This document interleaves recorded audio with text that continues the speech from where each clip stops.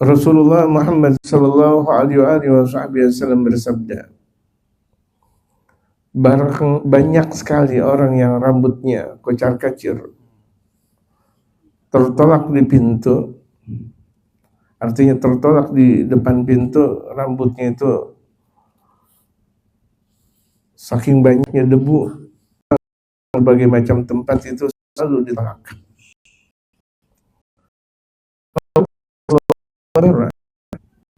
Andai dia mengucapkan janji kepada Allah, pasti akan terwujud. Saja, tapi ketika dia kata kepada Allah, menyatakan sesuatu langsung diterima. Karena hatinya punya ikatan. Ada dalam Rasulullah sallallahu alaihi wasallam, inna fil jasad kullu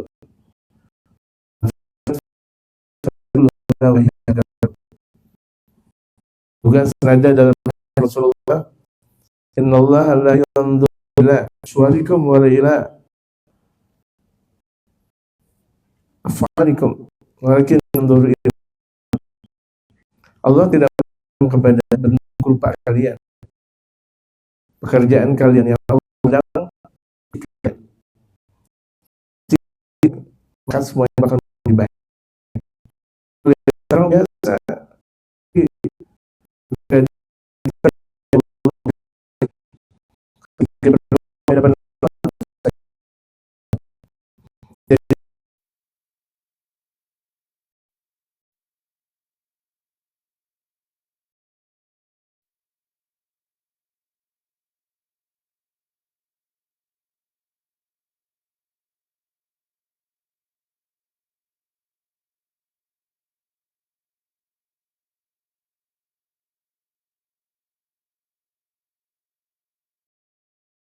sunnah, tidak ada perilaku sunnah yang mubadzir. Kan kelihatan minyak wangi harganya mahal, tapi nggak disebut dengan mubadzir. Perempuan menggunakan pakaian serba tertutup dari niqab sampai dalamannya kan mahal, tapi tidak disebut dengan mubadzir. Laki-laki menggunakan gamis dan jubahnya mungkin kelihatan mahal, tapi tidak disebut dengan mubadzir karena mengikuti Rasulullah Muhammad. Yang mengkhawatirkan sesuatu yang tidak mengikuti Rasul Muhammad sallallahu alaihi wasallam, yang dia ikuti hobinya itu yang lebih mengkhawatirkan. Yang dia ikuti hobinya itu. Kemarin Pak Nova bertanya kepada saya, ada pertanyaan bagaimana dengan hobi, karena hobi itu nggak boleh dikembangkan. Yang dikembangkan itu adalah sunnatul Rasul Muhammad. Yang dikembangkan itu adalah sunnatul Rasul Muhammad sallallahu alaihi wasallam. Walaupun kita mampu, nggak boleh kita kembangkan hobi kita. Walaupun kita yang menghasilkan duit, ya kita juga dihasilkan oleh Allah. Ya, batuknya kurang besar. Gitu. Saya kan nggak juga tahu siapa yang bertanya, cuma nitip ke Panova. Gitu. Ya, jadi yang batuk tahu aja, padahal kemarin nggak ngaji. Tahu. Jadi masya Allah. Jadi hobi itu nggak boleh dikembangkan, walaupun kelihatannya positif. Yang dikembangkan itu adalah sunnatul Rasul Muhammad sallallahu alaihi wasallam. Kalau kita mau kembangkan hobi, nggak ada akhirnya. Walaupun itu adalah harta kita, betul harta kita. Tapi di balik harta kita ada harta fakir dan miskin. Hidup kita aja, di balik hidup kita ada fakir dan miskin. Ada orang yang membutuhkan di balik kehidupan kita. Apalagi harta yang lebih kecil dari itu semuanya. Jadi kelihatan biasa, tapi ketika dia berdoa kepada Allah, Allah terima. Itu banyak sekali. Ada satu waktu Al-Habib Saleh bin Muhsin Al-Hamid Tanggul, penampilannya seperti Arab Baduy beliau. Ya, penampilannya seperti Arab Baduy, datang dari Tanggul, Jawa Timur ke Kuitang. orang-orang Kuitang, orang Jakarta bilang ini Arab Arab.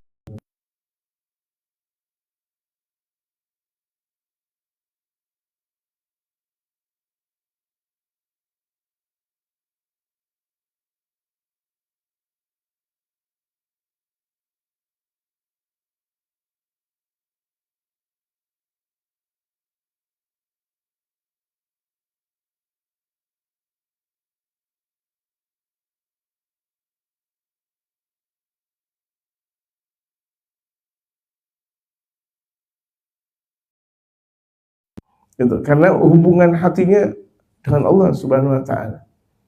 Kelihatannya biasa-biasa aja, tapi ketika dia ngomong diterima oleh Allah.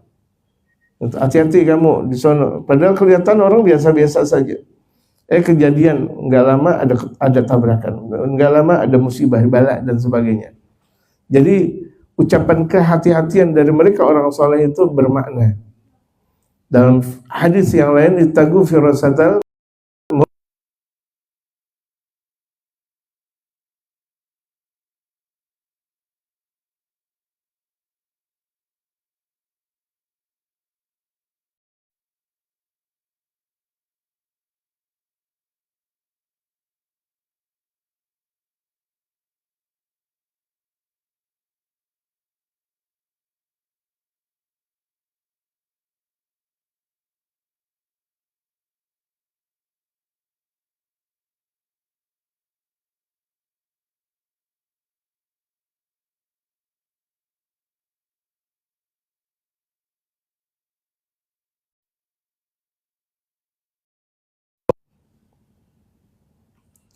Kala Rasulullah sallallahu alaihi wasallam, Rasul Muhammad sallallahu alaihi wasallam bersabda, "Rakaatul fajr khairum minad dunya wa ma fiha." Dua rakaat fajar. Tadi dua rakaat sebelum sholat subuh, fajar dan subuh dia juga. Ada orang bertanya, fajar sama subuh sama atau lain? Sama. Gitu. Fajar dan subuh. Jadi yang disebut dengan dua rakaat fajar berarti dua rakaat subuh. Salat subuh berarti salat fajar. Ada saking keselnya sang guru bilang, kamu nggak ngaji ya? Jangan begitu juga guru ngomong kayak gitu. Kan udah dikasih tahu bahwa subuh sama fajar itu juga jangan.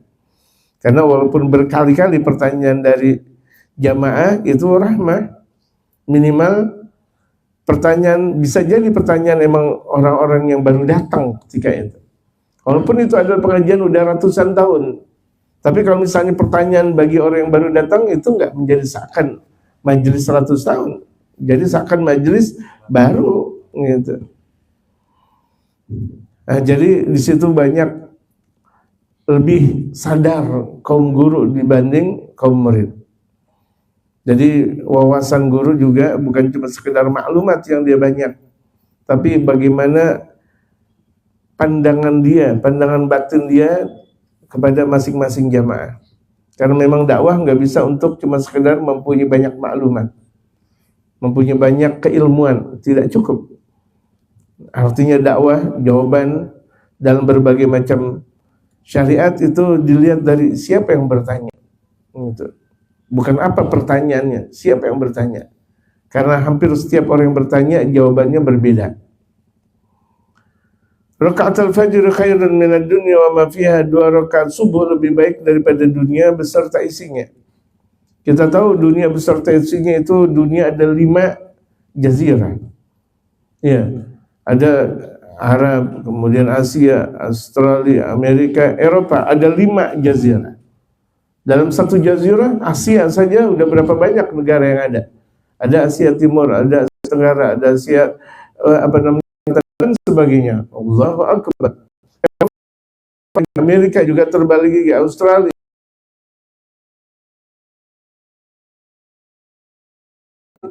Banyak, Masya Allah, cuma Masya Allah. Yang ada di Indonesia berapa harta kekayaannya, yang ada di dalam bumi Indonesia, yang ada di Nusantara ini, ada di Malaysia, Singapura, Thailand, Filipina dan sebagainya, Asia Tenggara. Banyak sekali kekayaannya. Bagaimana kalau misalnya dalam satu Asia ini lebih baik daripada dunia beserta isinya? lebih baik daripada dunia beserta isinya. Gitu. Makanya orang-orang yang beriman nggak pernah mengeluh dalam hidupnya. Hatta mereka nggak punya, walaupun mereka miskin papa, yang mereka punya cuma pakaian yang kala itu mereka pakai, udah itu aja. Baju yang mereka pakai, celana yang mereka pakai, peci yang mereka pakai cuma satu. Ya, cuma satu. Mungkin kita tidak pernah berpikir ada kaum muslimin model seperti itu. Mungkin, tapi banyak sekali ketika kita lihat di luar sana, banyak sekali mereka kaum muslimin gak punya apa-apa, miskin papa. Tapi agama tidak jadi miskin. Spiritual mereka nggak menjadi kering kerontang. Tetap mereka jalankan 2 rakaat fajar. Karena 2 rakaat fajarnya itu lebih istimewa daripada dunia beserta isinya. Kita untuk menembus dunia beserta isinya, rupa-rupanya sampai meninggal nggak bakal bisa. Ya kan? Sampai meninggal kelihatannya kita nggak bakal bisa mendapatkan dunia beserta isinya. Nggak bisa. Kita menjadi orang paling kaya di Bogor aja belum tentu. Sampai meninggal kayaknya susah deh. Atau orang paling kaya di Jawa Barat, misal. Saya mau pinggirin KDM misalnya, Jawa Barat, misal. Oh dia mau lebih, wah kayaknya kan sampai meninggal nggak bisa. Yang ada di Jawa Barat hasil pertaniannya, hasil migasnya, non migasnya, hasil alamnya dan sebagainya, Masya Allah luar biasa banyaknya. Baru Jawa Barat, bagaimana kalau itu adalah Indonesia dan sebagainya. Tapi dengan sholat sunat subuh, dia mendapatkan dunia beserta isinya. Alhamdulillah. Apalagi sekarang kita berada di Dzulhijjah. Kita sekarang berada di tanggal 6 ya, 6 Dzulhijjah. Kemudian di tanggal Selasa itu Arafah. Senin itu Tarwiyah, besok Tarwiyah. Besok 8, berarti sekarang 7 Dzulhijjah. Hari Senin Tarwiyah, sunnah puasa. Kemudian tanggal Selasa hari Arafah, sunnah puasa buat orang yang tidak melakukan ibadah haji. Orang yang melakukan ibadah haji, dia tidak puasa karena dia lagi sibuk dalam melakukan manasik haji.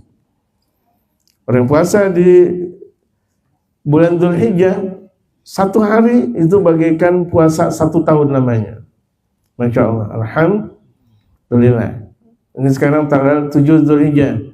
Kita puasa 1 hari Dzulhijjah bagaikan puasa 1 tahun namanya.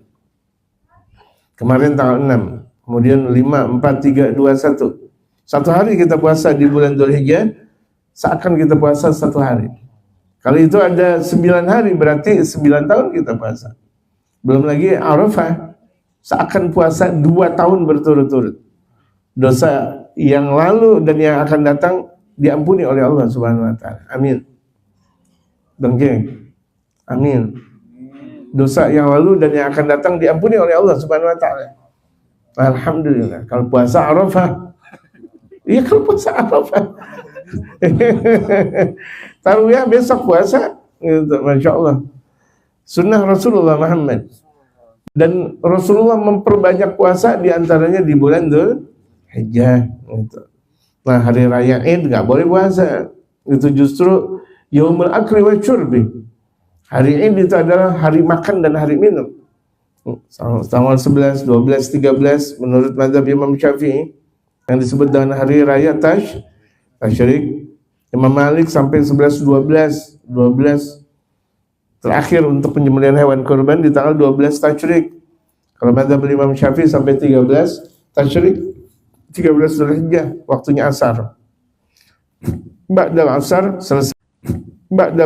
selesai.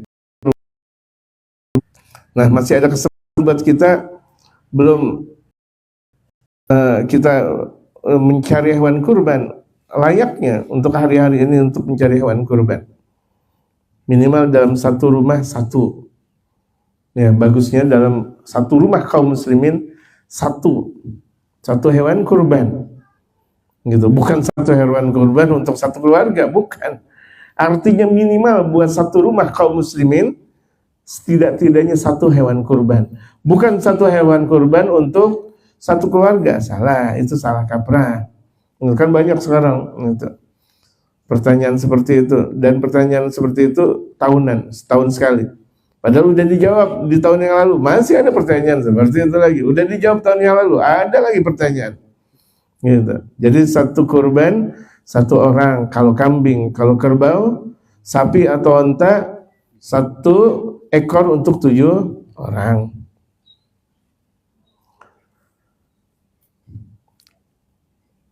Keistimewaan itu Masya Allah, teman Masya Allah. Tadi yang kita sholat itu, sholat tanggal 7 Dzulhijjah, pahalanya besar sekali, Masya Allah. Itu. Tidak ada amal yang paling istimewa kecuali amalan di hari Dzulhijjah. Karena hari yang paling agung di alam dunia, hari yang paling agung di alam dunia itu hari Arafah. Kapan hari Arafah? Berarti hari Selasa, itu hari yang paling agung. Malam yang paling agung itu malam Lailatul Qadar. Itu hanya ada di bulan suci Ramadan. Ya, orang nggak banyak tahu tentang kapan malam Lailatul Qadar. Yang penting ada di malam Ramadan. Tapi kalau hari Arafah ketahuan nggak? Ketahuan hari Arafah. Hari Selasa besok udah hari Arafah. Gitu. Itu hari yang paling agung di alam dunia ini. Maksimalkan untuk tahlil, dzikir, gitu, berdoa, berbanyak sedekah, melakukan banyak ibadah di hari tersebut. Qala Rasulullah sallallahu alaihi wasallam raka'atan bisiwakin khairan min 70 raka'atan bighairi siwak. 2 rakaat dengan siwak. Siwak. Kelihatan sederhana siwak. Seperti ini. Ya, siwak. Itu kayu namanya min arak. Kayu siwak itu dari arak, itu artinya kayu siwak. Ini yang kalau misalnya di negeri Arab itu berjejer di bawah tanah itu. Kayak rotan, kecil-kecil memang. Kalau rotan besar-besar, gigi putus. Kalau siwak pakai rotan. Ini siwak seperti ini. Itu tumbuhnya banyak tumbuh liar. Padahal di padang pasir dan sebagainya tumbuh liar. Gitu. Dibersihkan itu siwak namanya. Dan ini yang selalu dibawa oleh baginda Rasulullah Muhammad. Setiap waktu dalam keadaan bepergiankah atau beliau dalam keadaan di rumahkah, beliau selalu menaruh siwak. Kalau beliau mau tidur, siwak selalu di samping beliau. Bangun tidur langsung bersiwak. Mau tidur bersiwak. Sekira-kira mulut sudah mulai berubah warna dan atau baunya, beliau bersiwak lagi. Walaupun beliau tidak pernah bau. Baginda Rasulullah tidak ada baunya. Baginda Rasulullah tidak pernah bau. Selalu wangi dan lebih wangi daripada minyak kasturi. Keringatnya baginda Rasulullah lebih wangi daripada minyak kasturi. Bahkan andaikan seluruh minyak wangi yang ada di alam dunia dikumpulkan jadi satu, itu tidak sebanding dengan keringat baginda Rasulullah Muhammad. Saking wanginya keringat baginda Rasulullah Muhammad. Ya, saking wanginya. Itu makanya tuh buat kita kaum muslimin, kaum laki sunnah tuh pakai minyak wangi selalu, apalagi ud. Karena surga itu konon dalam satu riwayat itu wanginya wangi ud, gitu. Ya, wangi ud. Saya ada lagi gak ya? Ud itu gaharu, minyak wangi gaharu, minyak wangi gaharu. Gitu. Nah, seperti ini minyak wangi gaharu.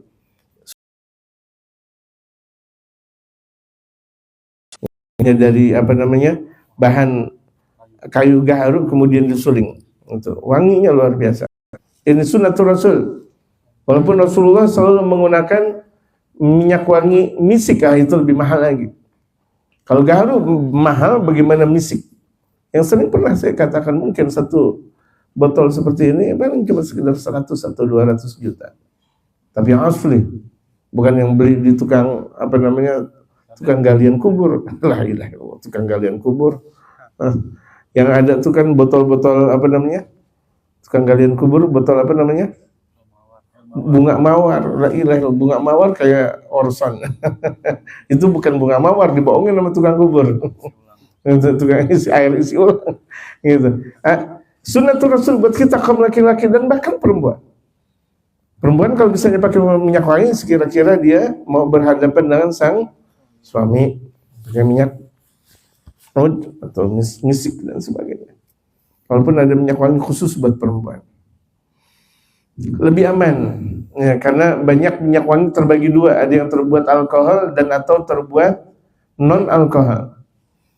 Lebih amannya yang langsung sulingan itu seperti itu, walaupun harganya relatif lebih mahal. Tapi kan sunnah, sunnatul Rasul kita tadi salat subuh, salat sunat subuh kita ngaji, kita pakai setiap waktu dengan oud atau minyak wangi, pahalanya besar.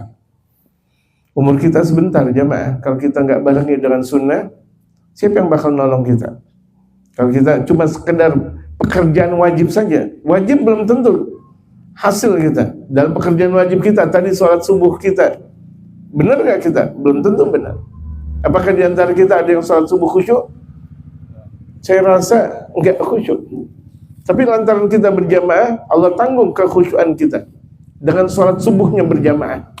Gitu. Jadi Allah menerima sholat subuh kita lantaran berjamaah, bukan karena khusyuk. Gitu. Siapa di antara kita yang khusyuk? Gitu. Sayyidina Ali bin Abi Thalib satu waktu mau diberikan hadiah. Siapa orang yang sholat khusyuk bakal saya hadiahkan. Sayyidina Ali bergembira sama khusyuk. Tapi ketika baru mau salam pertama, beliau sudah bergembira, alhamdulillah saya bakal mendapatkan hadiah. Nah ketika perasaan seperti itu, khusyuk gak? Baru mau salam, oh dapat hadiah, tidak khusyuk. Seorang Imam Ali bin Abi Thalib, akhir salatnya ingat, alhamdulillah saya bakal mendapatkan hadiah besar. Tersenyum baginda Rasulullah, ya Ali, engkau tidak khusyuk. Tahu baginda Rasulullah Muhammad sallallahu alaihi wasallam, kalau itu khusyuk dijadikan rukun salat, semua muslimin dosa semuanya. Yang ada di alam dunia ini semua muslimin dosa semuanya dan gak bakal diterima oleh Allah. Kalau khusyuk dijadikan rukun salat, alhamdulillah khusyuk tidak dijadikan rukun salat. Jadi 2 rakaat dengan siwak yang tadi saya pergunakan, ini siwak laki dan perempuan. Siwak ini buat laki dan buat perempuan. Apalagi kalau di tahrim itu siwak udah di mana saja siwak, di negeri kaum muslimin di mana saja siwak. Nggak menjadi malu. Terkadang orang pakai siwak malu. Geli apanya? Apa yang menjadi geli dan apa yang menjadi kotor? Ketika kita pulang ke rumah, kita bersihkan siwak. Kita taruh di air panas, kemudian kita bersihkan. Kemudian kita keluar, kita pergunakan lagi. Kemudian kita sampai di rumah, kita bersihkan lagi. Apa yang kotor? Kecuali orang yang menjaga siwak tidak dengan pantasnya. Udah 2 bulan tuh siwak nggak dibersih-bersihin. Jangan kan 2 bulan, 3 hari nggak layak. Jadi dibersihkan dengan air panas, dibersihkan, diwangikan. Siwak. Sunnah. Zaman sekarang hampir setiap kantong kaum muslimin itu adalah rokok, kemudian dengan korek apinya, bukan siwak.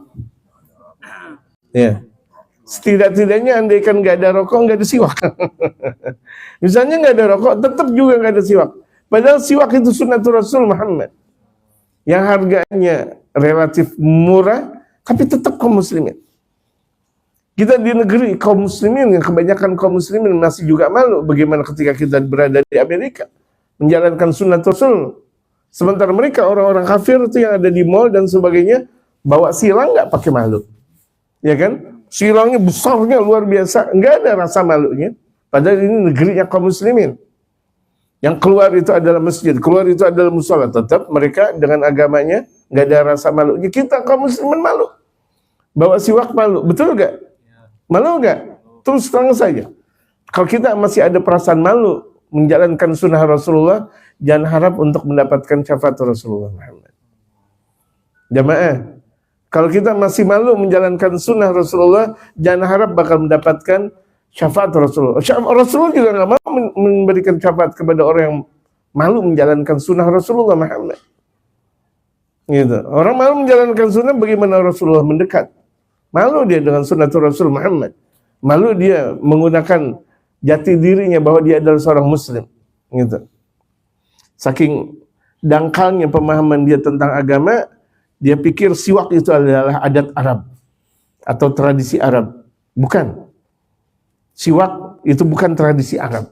Tradisi Rasulullah Muhammad.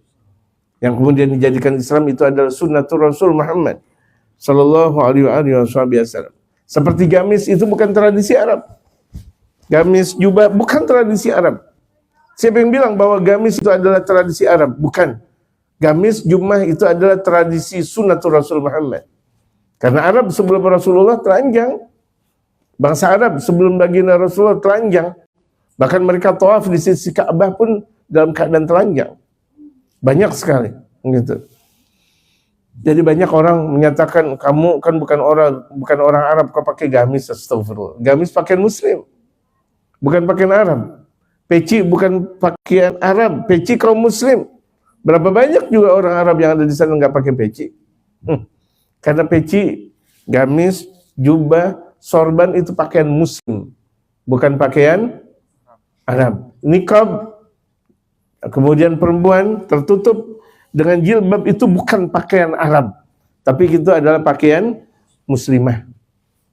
Ya, jangan punya prasangka bahwa niqab itu pakaian Arab. Bukan. Atau jilbab itu adalah pakaian Arab. Bukan. Itu pakaian Muslimah. Jadi bangga pakaian Muslimah. Jadi bangga dong kita sebagai Muslim atau Muslimah untuk menggunakannya. Kalau bukan kita sebagai Muslim dan Muslimah, siapa yang bakal menggunakan pakaian Muslim dan Muslimah? Apakah orang kafir? Kita mengharap mereka menggunakan pakaian Muslim dan Muslimah. Nanti terjadi itu dengan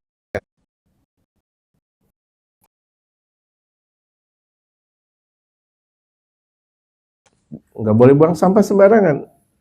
Itu bukan perda atau peraturan presiden, bukan, itu aturan Allah. Itu aturan baginda Rasulullah menjaga kelestarian alam, bersih. Jangan buang kotoran di got, jangan buang kotoran bukan pada tempatnya.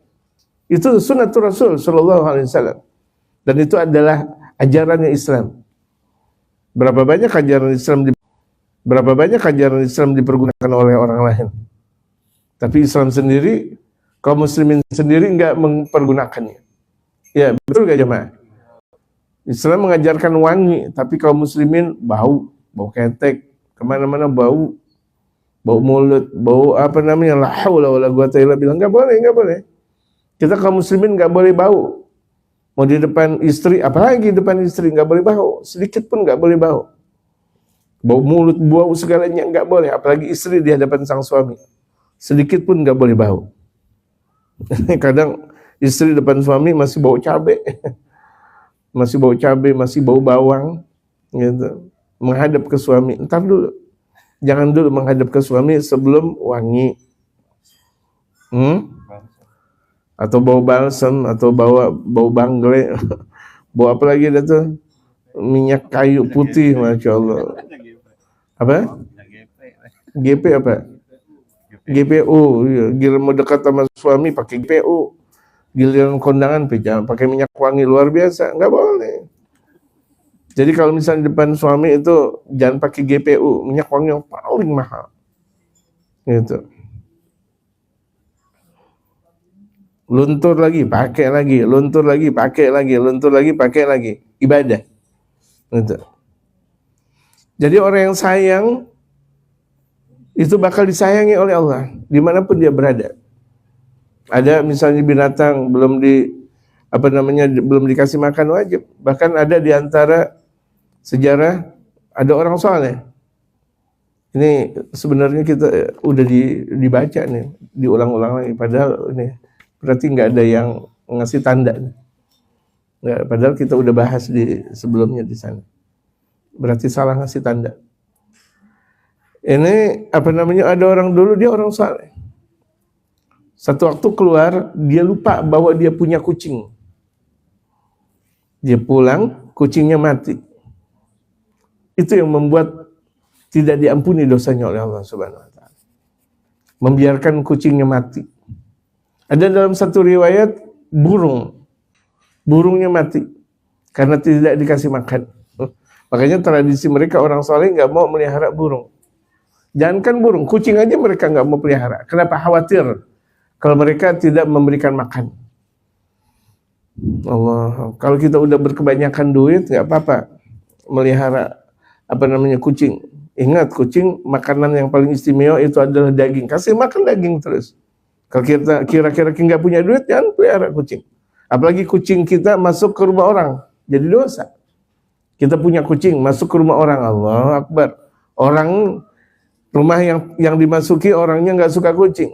Kemasukan kucing dia langsung bersin. Kita dosa tuh. Gara-gara kita punya kucing. Jangan gemar untuk melihara kucing aja, tapi kita nggak jaga kucing. Bisa nggak tuh kucing kita bilang, kamu jangan ke tetangga ya? Bisa nggak? Kalau bisa silakan. Tapi kalau misalnya tuh kucing bertetangga silaturahim ke masing-masing rumah yang ada, itu membuat dosa.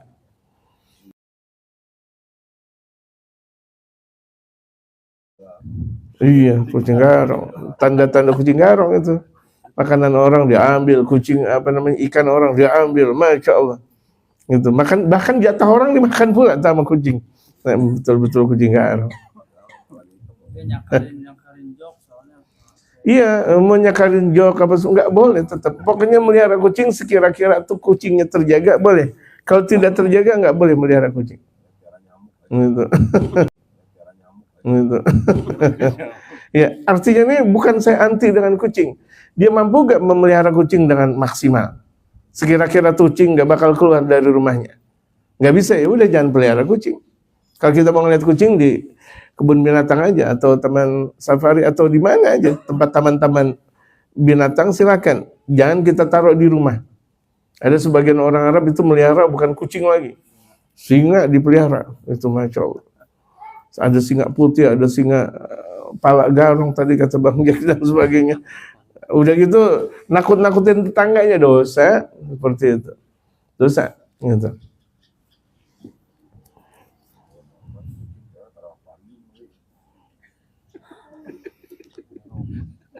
Dan ulama-ulama kita enggak ada yang melihara burung.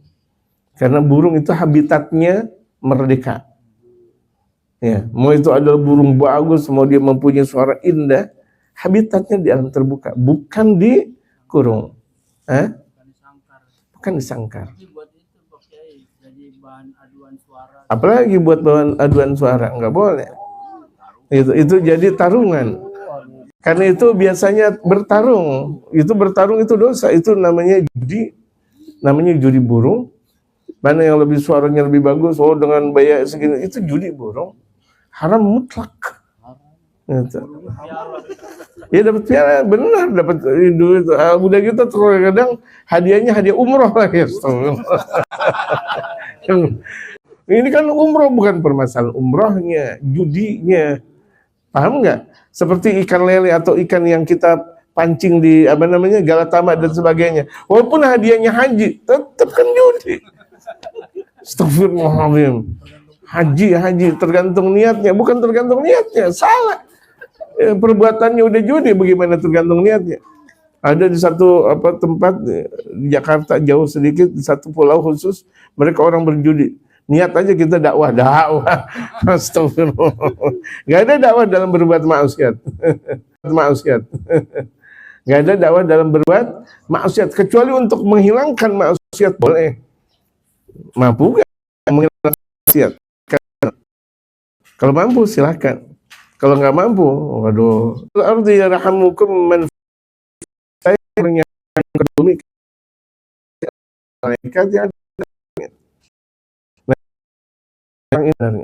Tolong nanti ditanda. Gala Rasulullah sallallahu alaihi wasallam zurul qubur fa innaha tudzakkirukumul akhirah. Rawahu Ibnu Majah.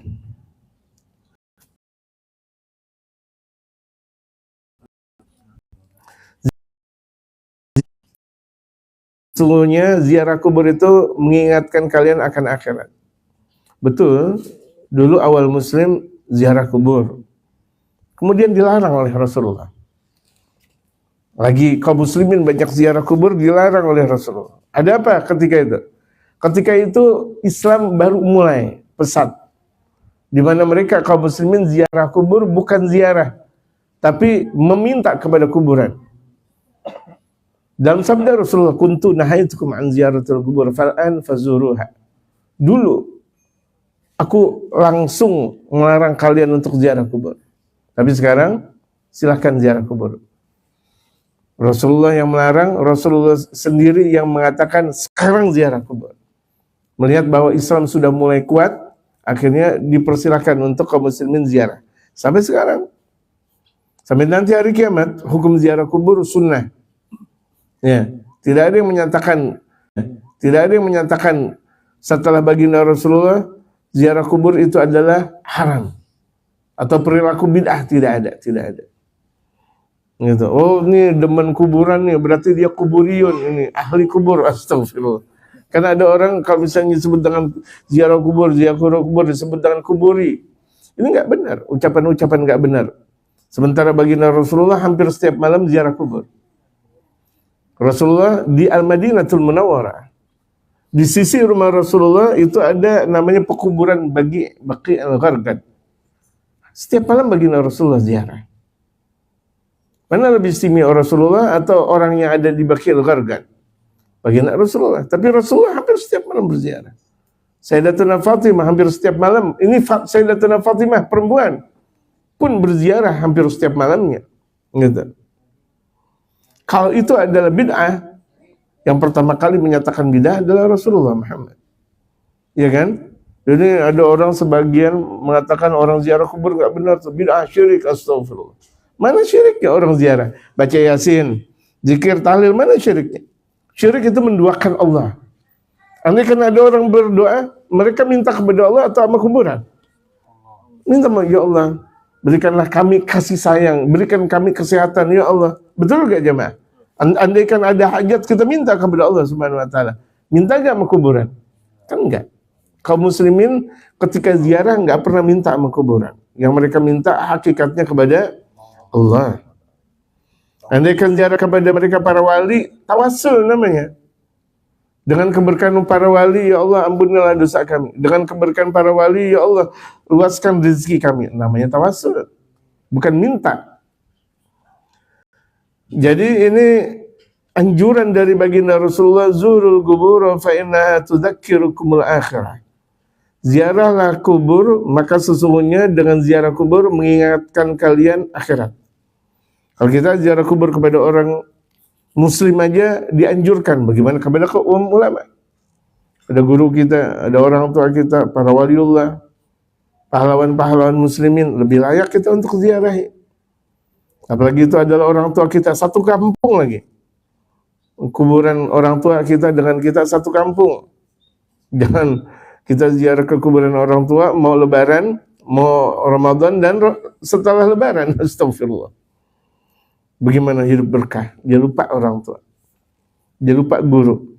Dia lupa kerabat. Kerabat-kerabatnya udah meninggal dunia itu, nggak pernah dia ziarahi. Seakan dunia menghiasi dalam kehidupan dia. Padahal dunia adalah dunia.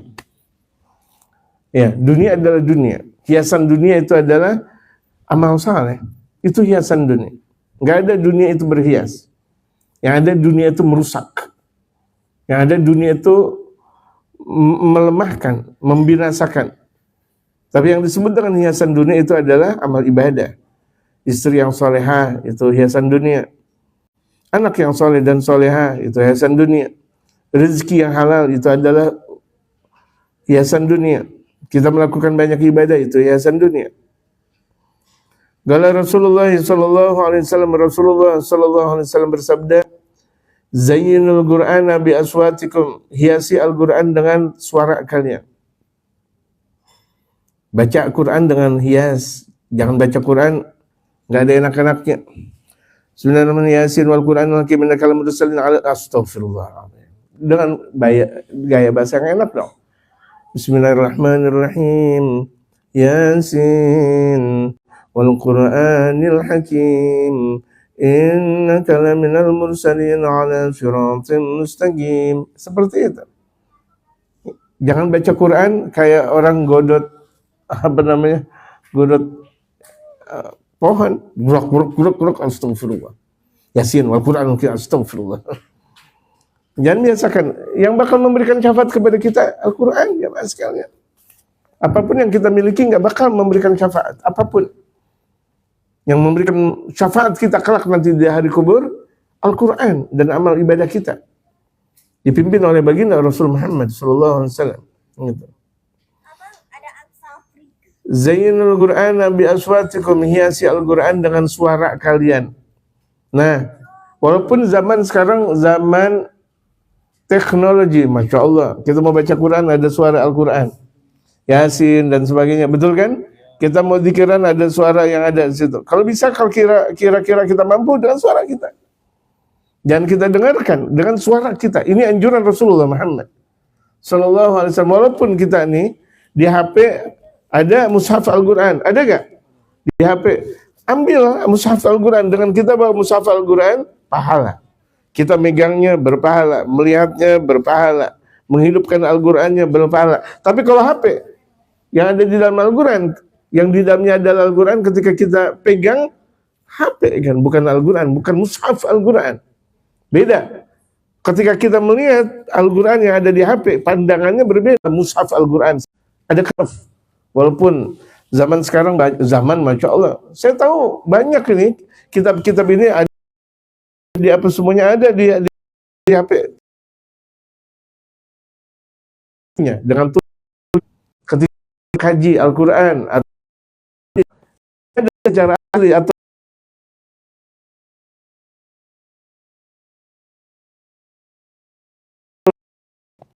atau kita ngaji apa namanya sistem daring dan sebagainya, lebih istimewa kita ngaji sekarang. Walaupun dengan HP mungkin orang ngaji, pengajian ada di Bogor, kemudian dilihat di Amerika, mungkin lainnya jelas berbeda. Jauh lebih istimewa pengajian talaqi secara langsung. Gitu. Bisa dipahami jemaah? Ya, jadi kajian langsung di mana berhadapan antara guru dengan murid itu yang disebut dengan talaqi. Kajian talaqi. Berbeda dengan orang yang cuma sekedar melihat lewat TikTok, lewat YouTube dan sebagainya. Bisa jadi orang lagi ngelihat TikTok, YouTube, dia sambil tiduran. Ngaji sambil tiduran. Mungkin nggak? Atau mungkin dia dengerin sambil di kamar mandi. Astagfirullah. Berarti dia sudah keluar dari adabnya ngaji.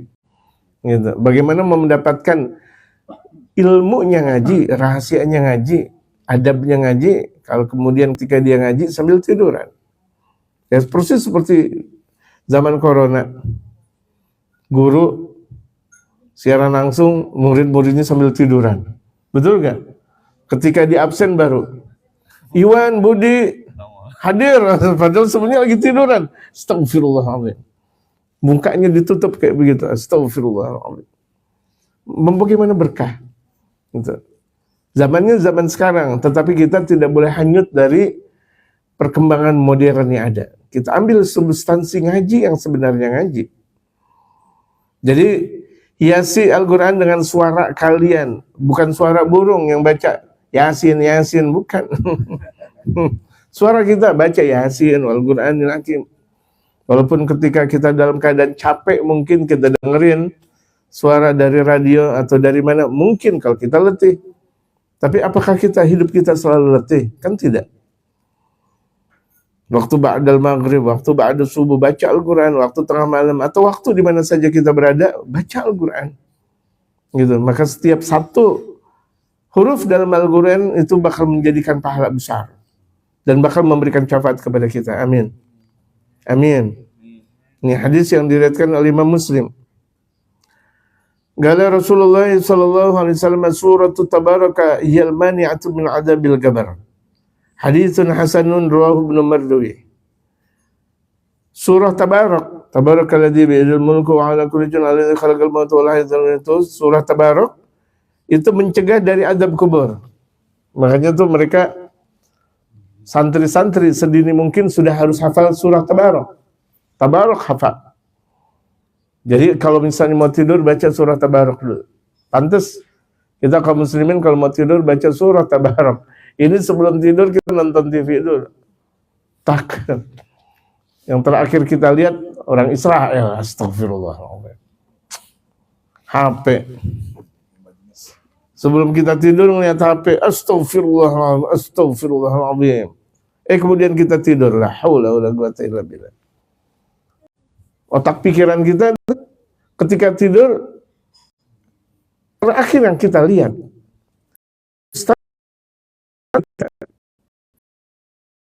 ketika kita mau tidur yang isi kan? HP kan? Makanya mereka para ulama mengikut betul Rasulullah. Sebelum tidur surah Tabarak. Bismillahirrahmanirrahim.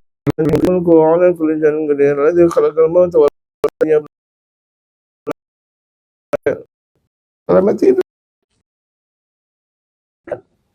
Apalagi kalau kita hafal, andaikan tidur pada bangun,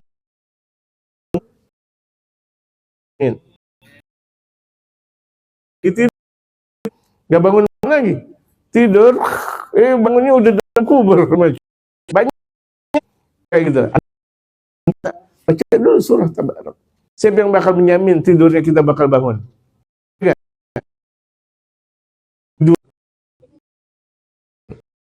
Itu bagus banget tuh kita mengajarkan anak tidur, anak kita jangan main HP. Kenapa? Akal pikirannya akan di HP. Ketika mau tidur anak kita main HP. Tidur, pertama kali dia mau lihat bukan baca al-ahyana ba'ma alaihin nusyur Bismillahirrahmanirrahim Muhammadur Rasulullah sallallahu alaihi wasallam, bukan la ilaha illallah la syarika lahu mulku wa lahul hamdu ala kulli syai'in qadir. Yang pertama kali dia bangun yang dia lihat adalah HP. HP. Kenapa? Karena akhir yang dia lihat itu adalah HP. Kalau demikian berarti nanti akal pikirannya penuh dengan HP, rusak. Akal pikirannya rusak dengan HP. HP dan HP. Orang yang akal pikirannya HP udah kosong. Tersentuh Al-Quran tidak masuk. Tersentuh dengan hadis Rasulullah nggak masuk. Yang masuk HP aja. HP lagi, HP lagi. Memang kita sedikit mendidik kepada anak tentang permasalahan HP. Dan ini udah dibahas oleh mereka para ulama-ulama saleh. Ya, bukan pembahasan 1 hari 2 hari, gitu, pembahasan tentang HP. Gitu. Kita sayang sama anak, jaga HP anak kita. Sayang mereka untuk masuk surga, jaga HP anak kita. Kalau perlu nggak usah pakai konten-konten yang YouTuber nggak usah. Udah di situ ada pengajian aja udah. Gitu. Jamaah, sayang nggak sama anak. Zaman sekarang yang sangat mempengaruhi akal itu adalah HP. Nih, zaman sekarang nih yang mempengaruhi, walaupun dia di pesantren, keluar dari pesantren HP. Walaupun dia di perguruan tinggi, keluar dari perguruan tinggi HP. Jadi itu mendominasi akal anak generasi Gen Z sekarang atau anak generasi Y sekarang. Sama anak generasi Bang Jack juga sama juga. Terusakan dengan banyak HP. Sama kita, saya, jamaah, terusakan dengan banyak HP. Gitu. Banyak HP. Gitu. Oh iya, mau TikTok itu kan itu HP juga. Instagram atau semuanya itu hati-hati. Itu wasilah. HP itu bisa wasilah kebaikan, bisa wasilah keburukan. Di pedesaan-pedesaan kita nih, anak-anak muda mereka yang bakal menjadi tokoh bangsa, ngajar, bangun tidur ngaji, bangun tidur belajar ngaji. Mereka yang bakal menjadi pemimpin Republik Indonesia kelak. Tapi yang di Jakarta, yang kelihatannya pendidikannya luar biasa, tapi anaknya udah mulai kenal HP, mereka bakal tertindas kelak nanti beberapa puluh tahun yang akan datang. Walaupun dia orang kaya, walaupun dia sekolahnya di mana, di Skubidu-bidu misalnya, sekolahnya di Universitas Skubidu-bidu, nggak ada manfaatnya. Atau di planet Mars, atau apa, nggak ada. Menjadi orang gila nanti di zaman yang akan datang karena kecanduan HP. Nanti orang-orang yang dari pelosok-pelosok tuh yang bakal memenuhi Jakarta, orang Jakartanya keluar, orang Bogornya keluar. Dan itu bakal terjadi kalau orang Jakartanya atau orang sekitarnya tidak ngaji dengan benar, tidak menjaga petuah dari mereka para ulama, orang-orang saleh.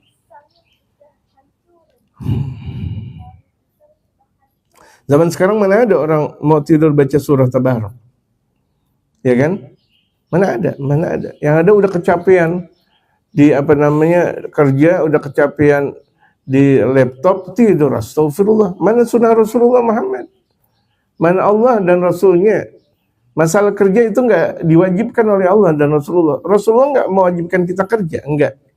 Rasulullah mewajibkan tanggung jawab kepada anak dan istri. Gitu, nggak mewajibkan kerja. Tapi kalau ngaji wajib kerja nggak? Wajib kerja.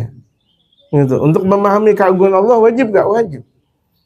Keagungan Rasulullah wajib nggak? Wajib. Tapi kerja kalau kita udah ada duit juga ngapain harus kita kerja? Kita punya ada duit, nggak kewajiban kita kerja. Jadi kerja itu kewajiban untuk menanggung anak dan istri. Titik. Anak istri udah cukup, udah ngapain kerja berketerusan? Hidup untuk Allah. Ya, bukan hidup untuk anak.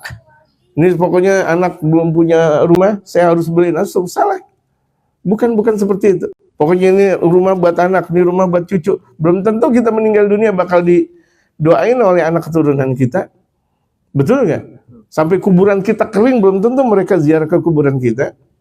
Bukan seperti itu. Landasan utamanya bagaimana otak pemikiran anak kita adalah kajian syariatul Islam. Menjalankan sunnatul Rasul Muhammad. Yang akan menolong kita kelak nanti ketika kita berada di dalam kubur. Ratusan tahunkah atau ribuan tahunkah, itu bakal bermanfaat gara-gara anak keturunan kita menjalankan sunnatul Rasul Muhammad Sallallahu alaihi wasallam. Memang tentang permasalahan HP ini permasalahan krusial yang andaikan diungkap banyak orang yang tersinggung, tidak diungkap mereka bakal mundur. Mau nggak mau mereka mengungkap. Para ulama mengungkap tentang bahayanya HP. Tidak ada pembahasan tentang manfaatnya HP. Apalagi zaman sekarang di sekolah-sekolah itu anak-anak kecil udah paham tentang HP. Tok stop.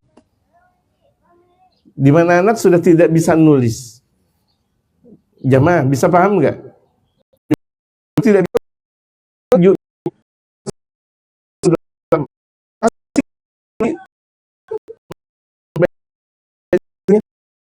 Nasional atau school internasional kubur.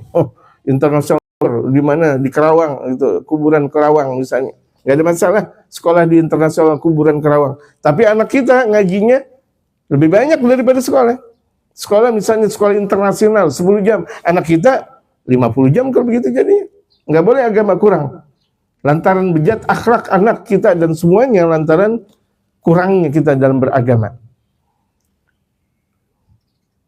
Itu harus dipahami jamaah. Apalagi zaman sekarang di mana sekolahan malah kajian agama dihapus. Yang sudah brutal bagaimana dihapus. Gitu. Na'udzubillah, cuma na'udzubillah. Karena pejabatnya nggak ngerti dengan ngaji, nggak paham tentang manfaatnya ilmu agama. Karena kita lagi-lagi yang milih pejabat asal kita pilih. Na'udzubillah, cuma na'udzubillah. Ekosistem jadi ekosistem kerusakan gara-gara kita milih yang rusak bakal merusak kita. Betul gak jemaah? Gitu. Kesalahan kita. Qala Rasulullah sallallahu alaihi wasallam syafaati li ahli al-kabair min ummati. Rasul Muhammad sallallahu alaihi wasallam bersabda, syafaatku untuk orang yang mempunyai dosa besar dari kalangan umatku. Jadi kalangan umat Rasulullah yang berbuat maksiat itu bakal dapat syafaat Rasulullah. Jadi yang mendapat syafaat Rasulullah bukan hanya kalangan para nabi dan rasul saja. Bukan kalangan para wali dan para ulama. Sudah selesai waktu kan? Selanjutnya. Saya mengikuti gerak-gerik jamaah. Gitu. Kalau selesai, saya selesaikan. Biasa selesai jam berapa? 8, enggak mungkin. Itu keburu pedes ini matahari. Gitu. Jadi syafaat untuk umat Rasulullah selagi dia setia sama Rasul bakal dapat syafaat. Ya jamaah, umat Rasulullah nih, umat Islam selagi dia setia sama Rasulullah bakal dapat syafaat. Yang penting setia. Kalau misalnya dibenci sama Rasulullah berarti kan enggak setia sama Rasulullah. Bagaimana mau dia setia kalau dia benci sama Rasulullah? Benci sama anak keturunan Rasulullah, benci sama sahabat Rasulullah, benci sama ulama. Benci sama ulama, sementara ulama kan ahli warisnya Rasulullah. Nah, yang model seperti ini bagaimana bakal masuk surga, bagaimana dapat syafaat Rasulullah untuk pembenci, sama pembenci wali, pembenci keluarga Nabi, pembenci sahabat, apalagi pembenci Rasulullah Muhammad. Kita benci kepada sesama muslim aja nggak boleh. Ya kita benci sama tetangga nih. Ada apa? Kita benci. Oh dia mobilnya berisik, tetap kita nggak boleh benci. Nasihatin. Mobilnya ini oh banyak apa namanya? Banyak akinya. Nasihatin. Parkirnya banyak apa? Oh parkirnya di depan rumah saya. Nasihatin. Kenapa harus benci? Nggak boleh benci sama tetangga. Nggak boleh. Nasihatin. Oh saya keki banget. Kenapa harus keki? Walaupun shockbreakernya musik tetap kasih tahu. Kita nggak suka kasih tahu. Bang Haji, tapi kasih tahu ngopi dulu, makan kacang dulu, nyantai dulu. Sini yuk, gitu kita ngobrol di taman. Secara baik-baik. Itu taman situ, masya Allah. Namanya Paman Nova. Paman Abu Dafa, ngobrol di sini ngeteh. Itu sok pikir mobil ente kenapa? Baru mulai ngopi dulu, ngeteh dulu. Orang aja kalau misalnya mau nyantai dalam urusan bisnis di kafe dulu kan? Kafe dulu kan? Itu masalah dunia, akhirat harus lebih daripada kafe. Sama. Kita ke kafe dulu. Betul gak? Nggak tahu itu teman kita laki atau perempuan, yang penting ke kafe, betul kan? Betul kan? Ke kafe. Padahal ke kafe bukan untuk makan, paling ngopinya paling seberapa, makanya mahal. Gitu. Ngobrolnya itu yang mahal. Itu masalah dunia, biar kita goal dalam permasalahan dunia. Ini masalah akhirat, masalah ketersinggungan. Jangan begitu dong, jangan diobrolin di depan jalan, jangan. Ada anggur, ada jeruk, ngopi dulu, Allah. Habis itu bilang, itu sop baker bagaimana ceritanya? Masuk, dia bakal terima insya Allah. Itulah keagungan ketika orang yang sayang. Ya, semuanya kita ajak ngobrol. Itulah baginda Rasul Muhammad. Dan di antara kedekatan dakwah Rasul untuk umat secara langsung rahmahnya Nabi besar Muhammad SAW kepada umat. Makanya ulama yang rahmah, ulama yang bakal punya banyak pecinta pada akhirnya. Dimanapun dia bakal dicinta. Di sana, di sini, di sana. Kenapa? Rahmah. Dia cinta di sana. Kenapa? Rahmah. Dia cinta kepada umat. Enggak langsung menghakimi umat. Ini halal, ini haram, ini halal, haram. Enggak. Yang dia bahas itu adalah satu kebijakan. Bukan satu hukum tersendiri. Itu wallahu a'lam. Kalau ada pertanyaan dipersilakan. Ini besok itu berarti 32. Hadis 32 diingetin. Masing-masing dikasih tanda 32.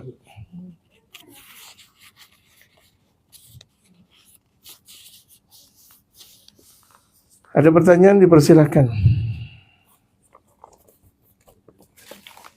Silakan jamaah.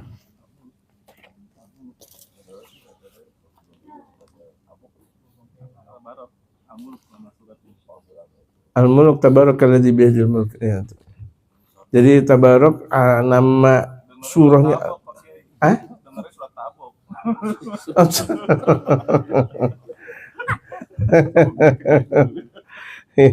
Jadi itu surah Tabarok.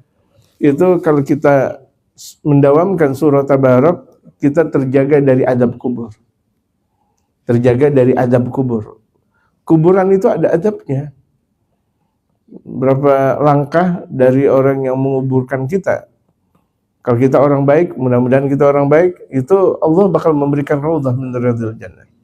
Tapi kalau misalnya ada orang yang dikubur, di ahli maksiat, dalam perjalanan menuju kuburan saja sudah diadab.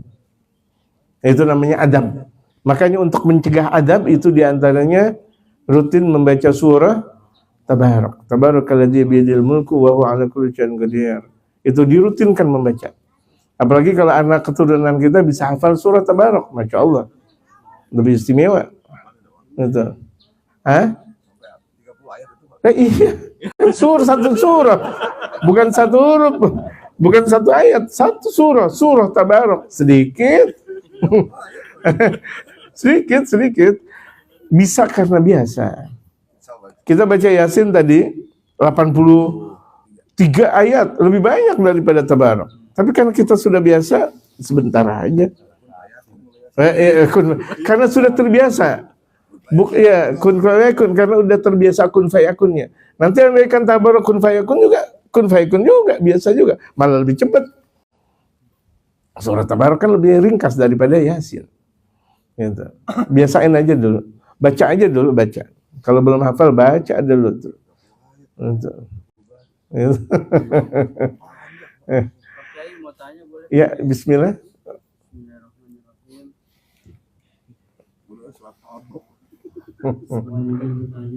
Ya, baik. Jadi kalau di Al-Quran, kalau saya lihat ada surat ya ayyuhalladzina amanu qu anfusakum wa ahlikum nar. Jagalah dirimu dan keluargamu dari api neraka yang bahan bakarnya manusia dan makhluk. Maksud daripada kita menjaga keluarga itu seperti apa agar kita tidak salah dalam menjaga keluarga kita?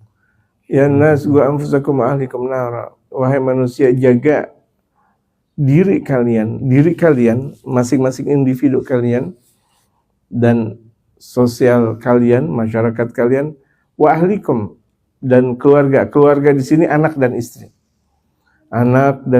dan orang yang punya tanggung jawab ke kita. Misalnya kita punya anak asuh, atau misalnya kita punya anak dari istri. Kita istri udah janda, udah punya anak banyak, taruhlah 20. Misal, berarti itu tanggung jawab kita, masuk di situ. Atau karyawan kita, masuk nih. Kita sebagai pimpinan dalam satu proyek atau dalam satu lembaga, atau kita sebagai pimpinan dalam satu kelembagaan atau masyarakat, kita ketua RT atau ketua RW, atau kita bos atau big boss. Kita sebagai pimpinan, bawahan kita itu namanya tanggung jawab kita. Dari api neraka, jangan sampai kita masuk ke dalam api neraka. Jaga tuh diri kita dan mereka, jangan sampai kita masuk ke dalam api neraka dengan melakukan perbuatan maksiat, dengan perbuatan melanggar hukum, dengan sholat tapi sholatnya sengaja ditunda, atau dengan dia tidak mendirikan ibadah sholat, atau tidak membayar zakat, atau durhaka kepada kedua orang tua, durhaka kepada ulama, durhaka kepada mereka kaum sholihin, atau tidak bertanggung jawab suami kepada istri, atau istri tidak bertanggung jawab kepada suami, tidak bertanggung jawab kepada anak, tidak peduli kepada sistem sosial masyarakat yang ada, nggak peduli nih sama masyarakat. Kita cuma sekedar di masyarakat sholat, Allahu Akbar, keluar sholat di dalam rumah, nggak ada sosial masyarakatnya, nggak ada kita ngobrol dengan tetangga kita, nggak ada kita melihat kebersamaan dengan tetangga kita untuk ngaji bareng, untuk sholat bareng, itu dosa. Kita bertetangga tapi kita nggak saling tegur sapa, itu dosa. Nah, Allah berfirman, jaga diri kalian dan keluarga kalian dari terjatuhnya ke dalam api neraka dengan melakukan hal tersebut. Jaga dengan hukum aku, seakan Allah berfirman. Jaga dengan hukum kekasihku Rasul Muhammad SAW. Dengan menjaga hukum Allah dan Rasulullah, terjaga kita dari adab yang Allah bakal berikan kepada orang-orang yang munafikin dan orang-orang kafir. Itu diantara tafsiran yang ada dalam ya ayyuhan nas qu anfusakum wa ahlikum nara wa quduhan nas wal hijarah. Yang barang bakunya api neraka itu manusia sendiri, tulang belulang manusia. Dan bebatuan yang sangat kuat. Coba kita lihat di pegunungan. Itu kan batu semuanya. Batu yang kemudian sudah dibakar, bercampur dengan manusia yang sudah dibakar, kemudian jadi tulang belulang, itulah hasil untuk mengadab manusia yang ada di atasnya.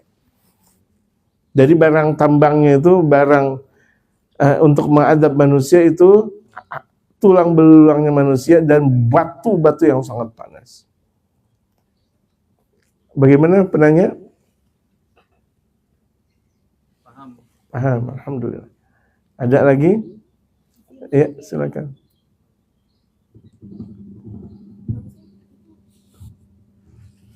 Assalamualaikum warahmatullahi wabarakatuh. Waalaikumsalam warahmatullahi wabarakatuh. Izin Pak Kiai mau nanya perihal perhitungan nizam. Perhitungan? Nizam. Apa? Nizam. Nizam. Oh ya, nizam. Apakah nizam perhitungan di hari kiamat itu mempunyai lisan Pak Kiai? Itu yang saya mau tanya. Al-yawma nakhtimu ala afwahihim wa tukallimuna aydihim wa tashhadu arjuluhum bima kanu yaksibun. Itu mulut mereka. Jadi itu nanti karena mulut tukang bohong.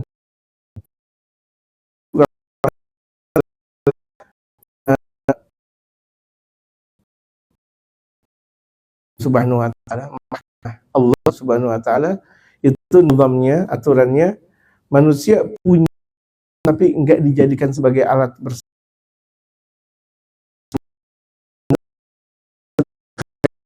Firman Allah, kami tutup mulut mereka. Gak ada saksi buat mereka yang mempunyai mulut.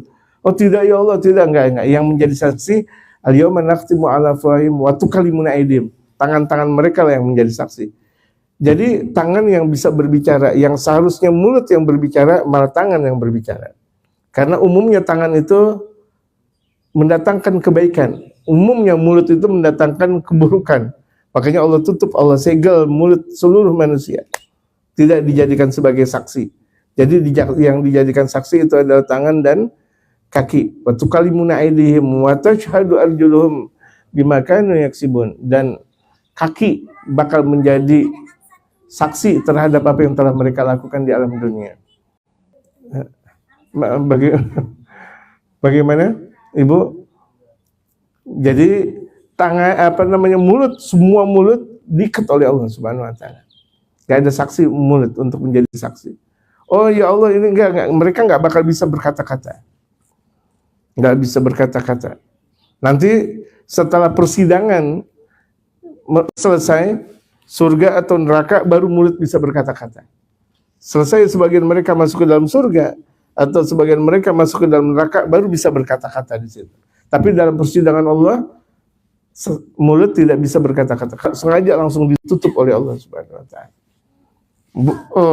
Tangan yang bersaksi. Tidak ya Allah, kaki yang bersaksi. Seluruh anggota tubuh selain mulut menjadi saksi. Itulah dimana kalau kita lihat psikologi manusia, kita lihat tolong psikologi manusia itu kalau untuk mulut gampang betul bohong. Apalagi suami kepada istrinya, kan? Ya kan? Oh, ini. Ya kan? Ini artinya psikologi manusia itu umum. Beri jok kenapa? Jadi agak bohong sama istri. Baru jok yang murah, ini bohong. Bagaimana mutiara?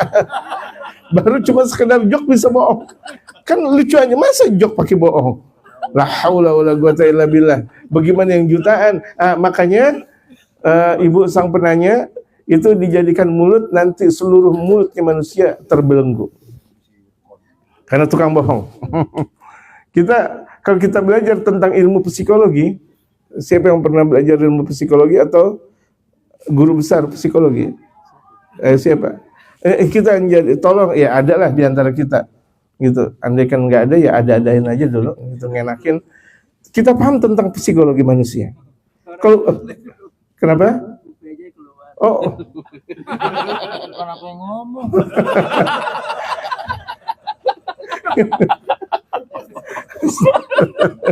Jadi ketika kita berbicara tentang psikologi manusia, itu tolong tentang seluruh anggota tubuh manusia.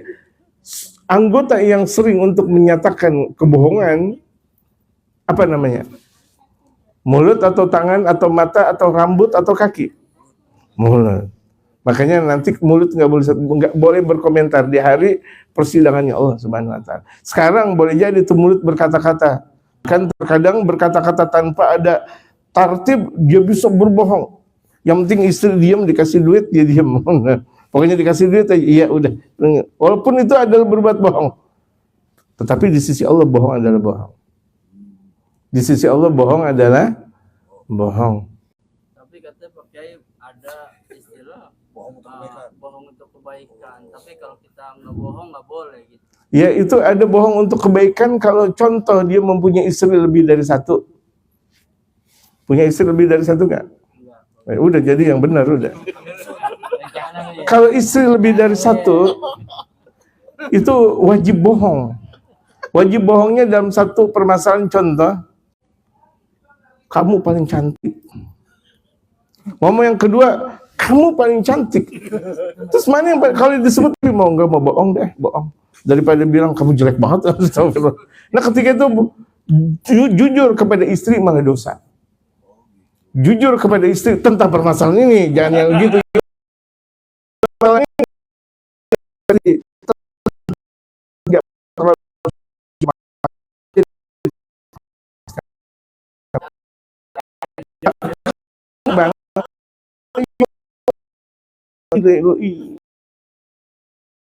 Udah ada ompong, misalnya tetap kamu paling cantik, kamu bidadariku, bidadari dunia, matahari dunia kamu, gitu.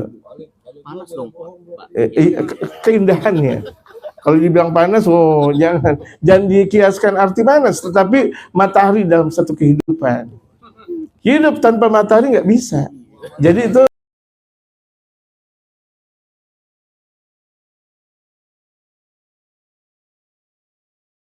kita hidup tanpa istri tidak bisa.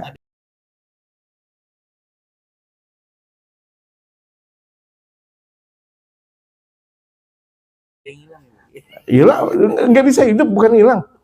Nggak ada matahari nggak bisa hidup. Ingat tuh. Salah pemahaman. Jangan ngartiin yang panas, ngartiin bahwa itu sumber kehidupan adalah matahari, itunya. Kalau kita bilang panas, itunya. Kalau kita bilang panasnya, berantem mulu nanti. Gitu. Jadi itu kita lihat, itu Rasulullah Muhammad SAW. Rasul punya salah satu istrinya itu, namanya Sayyidatun Saudah. Rasulullah 9 istri, bahkan 11 istri. Salah satu istrinya namanya Saudah.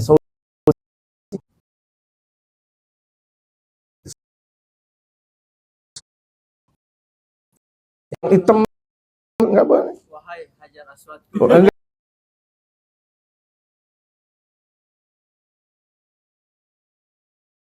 Wahai Hajar Aswad. Nggak boleh tetap wajar walaupun Hajar Aswad, tapi kan aswadnya itu. Hajar Aswad betul di Ka'bah, tapi aswadnya itu. Atau istri ngomong sama Bang Jack, Hajar Aswad. Misalnya, nggak boleh tetap. Nggak boleh. Ya istri ngomong sama Bang Jack, Hajar Aswad, nggak boleh. Wajar, walaupun Hajar Aswad orang pada mau cium semuanya, tapi jangan bilang Hajar Aswad dong. Bilang aja yang manis, gitu. Jangan bilang hitam manis. Ada kata hitamnya. Yang manis, Masya Allah. Ya kan? Kopi nggak pakai gula kan nggak asik. Yang manis, Masya Allah. Jadi bisa dipahami jemaah. Ada sesuatu yang memang wajib bohong. Jadi istri itu terkadang boleh dan bahkan terkadang wajib dibohongin. Terkadang wajib dibohongin.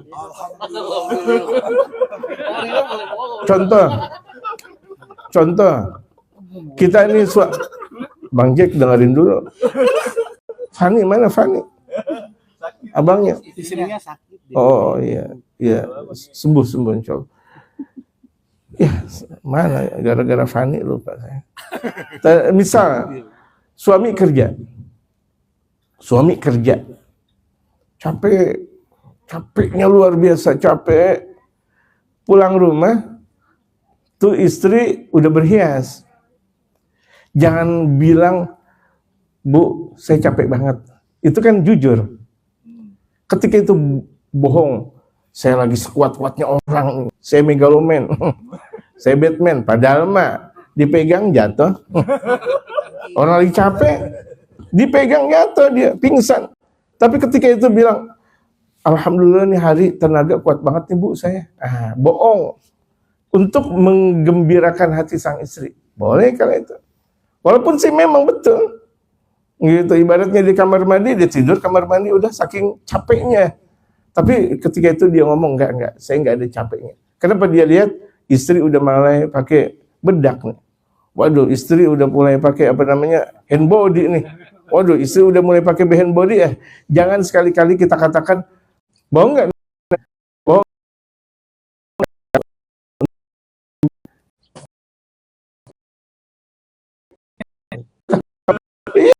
Gitu, jangan berjujur banget.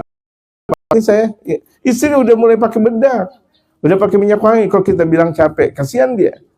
Paham nggak jamaah? Ya, alhamdulillah. Bukan paham wajib bohong. Ingat, wajib bohong dalam perkara yang lain nggak boleh bohong. Itu dalam beberapa perkara saja, gitu. Bisa dipahami nggak jamaah? Berarti ada sesuatu yang suami wajib bohong, ada memang suami wajib. Gara-gara bohong jok motor jadi perkara. Baik, insyaallah. Bismillah. Ya, ada lagi pertanyaan? Berarti hakikatnya laki-laki itu tukang bohong ya Bu? Jadi bohong itu adalah seni. Karena bohong itu adalah seni. Abstrak ya, abstrak. Kalau orang melakukan skripsi atau apa namanya penelitian itu harus ada abstraknya. Segala sesuatu itu dimulai sebelum pendahuluan ada abstraknya. Abstrak yang namanya abstrak. Tolong dipahami makna abstrak, artinya abstrak. Paham nggak jamaah? Iya. Jadi itulah. Jadi kehidupan itu bukan yang disebut dengan al-kadhib. Kadhib secara ungkapan itu dusta atau bohong, tetapi ada bohong, di situ ada klarifikasi bohong, wajib bohong, haram bohong, sunnah bohong, makruh bohong, boleh bohong. Jadi bohong ada 5 hukum, ibu-ibu. Bu, dengar. Ini nih, Al-Atas, istri Al-Atas. Ini, Fani, adanya Fani. Jadi bohong itu ada 5.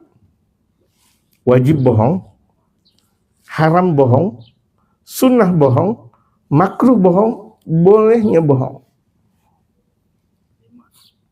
Ada 5 hukum. Enggak setiap bohong itu adalah dusta. PKI datang ke sini, misal PKI.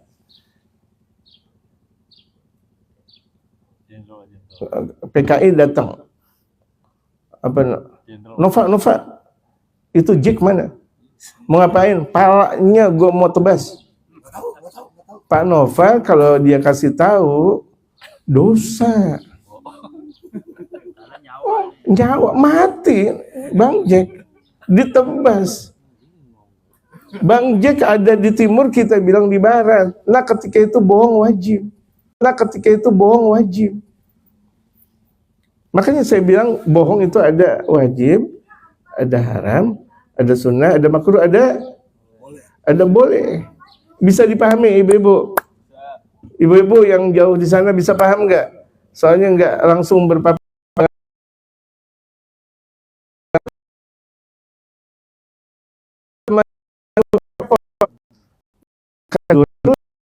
Ya kan?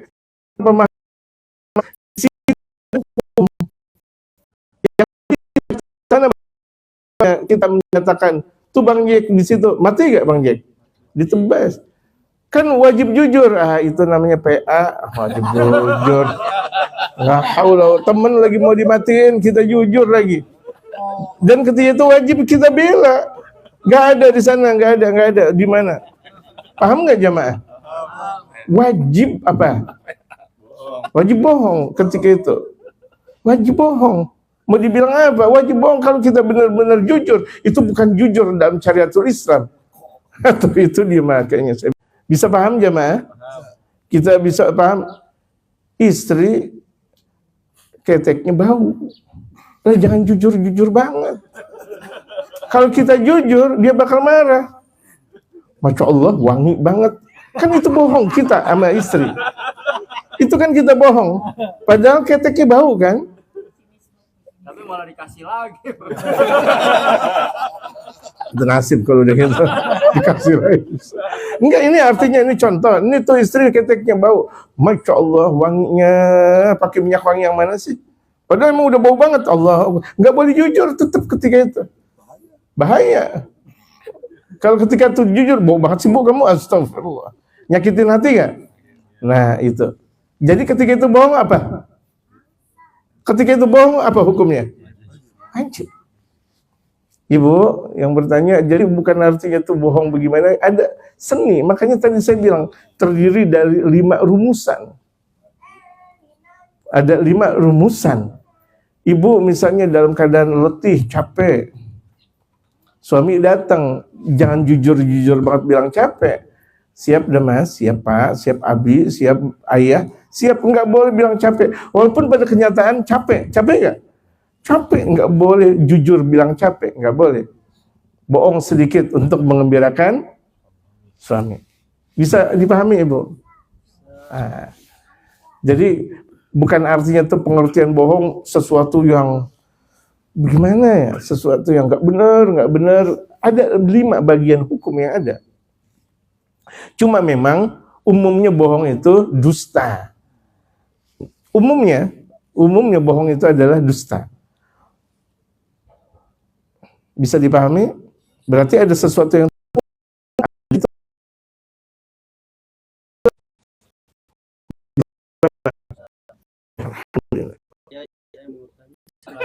ya boleh. Jadi ini dia menikah lagi tanpa pengetahuan Istrinya. pertama. Ya. Saat itu memang saya diundang datang. Serang saya datang, saya lihat sendiri. Saya datang. Nah tiba-tiba istri pertamanya ke rumah. Nah ini kalau saya jujur, hancur lah ini, perang dunia lah ya. Tapi saya bilang saya nggak tahu, padahal saya datang. Nah itu yang sampai sekarang jadi ganjalan hati saya. Sama kali ya Pak. Jadi itu diantara perkara yang bohong itu hukumnya wajib. Kalau kita bilang ke istrinya berantakan, waduh bakal berantakan, iya. Bahkan saya jadi saksinya berantakan. Saya nggak tahu ya. Dimaafin sama Allah Subhanahu Wa Taala. Allah yang punya hukum. Ini Allah, ini hukumnya Allah Subhanahu Wa Taala. Jangan orang ini Allah.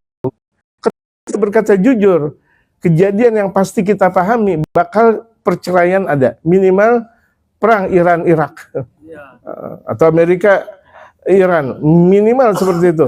Bohong-bohong dikit dah. Aduh saya nggak tahu ya bu ya, bagaimana ya? Boleh jadi dia atasan saya, tapi banyak perkara saya nggak tahu. Maafin saya. Di situ istighfar kepada Allah, diampunin oleh Allah Subhanahu Wa Taala. Karena ketika itu berbohong yang wajib. Tadi seperti orang PKI nanya Bang Jack, Pak Nova kasih tahu yang sesungguhnya, habis kepalanya Bang Jack. Maksudnya habis kepalanya Bang Jack, bukan rambutnya. Gitu.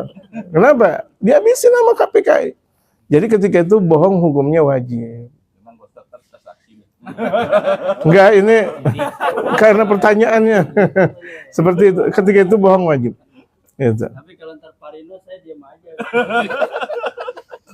Ya, walhasil bisa dipahami jamaah? Bapak dan Ibu bisa pahami? Alhamdulillah. Tolong cerdas untuk memahami ini semuanya. Bukan setiap bohong adalah dosa. Dan juga bohong untuk dipelintir. Tidak. Banyak perkara bohong, ada yang hukumnya makruh. Ada hukumnya sunnah. Ini hukum sunnah. Padahal saya belum makan. Keluar. Teman saya makan bakso, asik banget lagi. Nawarin saya, makan bakso yuk. Saya bilang, saya udah kenyang. Sunnah tuh, saya bilang saya udah kenyang. Padahal saya belum makan. Dapat pahala, kan sunnah. Pertama saya lihat dia makan bakso, lagi sedang lahapnya. Pelit lah dia. Masa orang pelit saya mau makan dari makannya? Saya nggak mau. Sunnah ketika itu saya menyatakan saya kenyang. Padahal mah lapar luar biasa. Sunnah akhirnya. Jadi jangan jujur-jujur banget. Artinya tuh jangan orang bodoh-bodoh banget dalam hakikat kehidupan. Hakikat kehidupan itu ada 5 perkara. Nggak boleh sedungu-dungunya seseorang. Nggak boleh sedungu-dungunya seseorang. Ada sesuatu yang harus diungkapkan, ada sesuatu yang tidak perlu diungkapkan, ada yang wajib diungkapkan, ada yang tidak boleh diungkapkan. Itulah syariatul Islam. Paham nggak? Gampang kan? Jadi sunnah saya. Jangan terlalu banget, iya saya lapar banget nih. Nggak boleh. Menjaga wibawa. Bahwa kita adalah muslim. Jangan bilang bahwa kita miskin, kita kere, apa semuanya. Enggak, saya udah makan, alhamdulillah. Kecuali kalau dia paksa lagi, makan ya. Emang kita lagi lapar. Tapi kalau baru pertama kali kita jangan gampangan banget diajak makan, iya gitu. Bisa Pak? Bunglon berarti. Iya, ketika Bukan bunglon ya. Jadi depan lain, belakang lain. Jadi merasa lebih di depan itu kayak supaya merasa lebih Lebih. udah seakan seakan sudah. Padahal kita kasih tahu Iya. loh, kayak Iya. whatever lah. Apa gimana? ya, Jadi Iya, kita terus? hukumnya bagaimana? Kalau kita padahal ya kita nggak ada mikir seperti itu ya. Ini tentang Bu Pejab siapa? Jadi hukumnya gimana? Apakah dari sisi dianya gitu? Kalau kita mungkin memaklumi ya, menerima gitu kan karakternya seperti itu. Cuma bagi dianya yang melakukan itu gimana?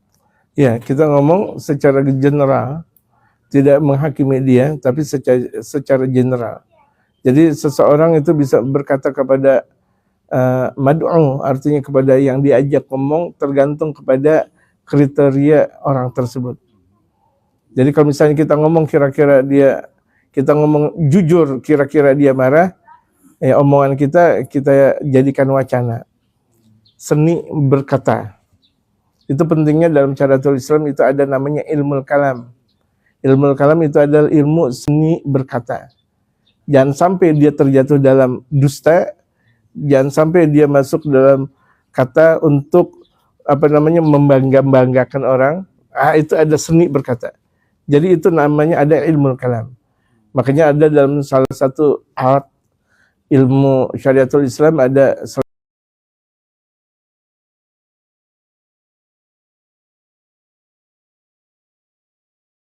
dan belajar bahasa Arab, nahwu, shorof, ada balaghah. Balaghah itu adalah keindahan bahasa. Jadi ketika orang sudah belajar balaghah, dia mampu berseni dalam berkata. Yang sekira-kira dia ngomong enggak jatuh dalam ucapan bohong. Enggak juga dalam ucapan memuji berkelebihan. Jadi itu ada satu ilmu namanya balaghah, ada ilmu namanya kalam. Nah, model-model seperti itu dia bakal tidak terjatuh dalam perkataan yang fuduli, perkataan yang kelihatan berkebanyakan atau perkataan yang mubadir. Ucapannya itu tegas tapi menyeluruh. Itulah ucapan baginda Rasulullah. Jawami'ul kalim. Jawami'ul kalim itu menyentuh untuk seluruhnya. Layaknya kita sebagai seorang muslim belajar ilmu itu. Belajar ilmu itu. Dari belajar ilmu tersebut mudah kita untuk tidak terjerambab dalam satu ungkapan. Tadi saya katakan